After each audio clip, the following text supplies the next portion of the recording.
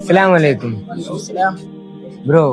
ఈ youth ರಂಕರು common problem ಉಂಡು.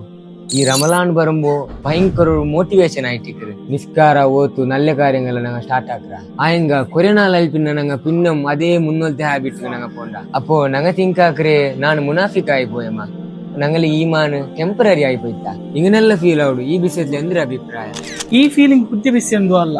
ഒരു സഹാബി ഹംലല ഇബ്നു അബി അമീർ റളിയല്ലാഹു അൻഹു അയാൾ നബി സല്ലല്ലാഹു അലൈഹി വസല്ലം തങ്ങളുടെ സംസ് ನಾನು ಮುನಾಫಿಕ್ ಆಯ್ತಿಕ್ರೆ. നബി സല്ലല്ലാഹു അലൈഹി വസല്ലം തങ്ങൾ കേൾക്കറ് എന്തിനാ ഹംലല അങ്ങനെ சொன்னோம்ல.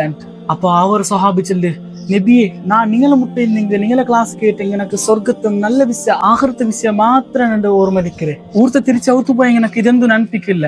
ದುನಿಯಾದ ಕಾರ್ಯದಲ್ಲಿ ನಾನು ಬಿಸಿ ಆಯ್പോಂಡೆ ಅನ್ಸುತ್ತಪ್ಪ. ಅപ്പൊ നബി സല്ലല്ലാഹു അലൈഹി വസല്ലം തങ്ങൾ ചൊല്ಲು, യാ ഹംബല സാഅതൻ വസാ. ഒരു ടൈം അല്ലാഹുവിന്റെ ഓർക്കും ഒരു ടൈം ദുനിയാവുക ಬೇನಾയി.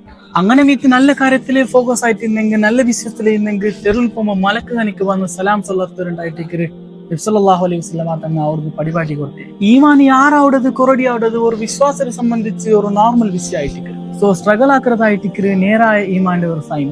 മുനാഫിക് ആവറതല്ല പ്രോബ്ലം, അള്ളാഹുറൊಟ್ಟಿಗೆ തിരിച്ച് ಬರಾತದಾയിട്ടിരിക്കും പ്രോബ്ലം.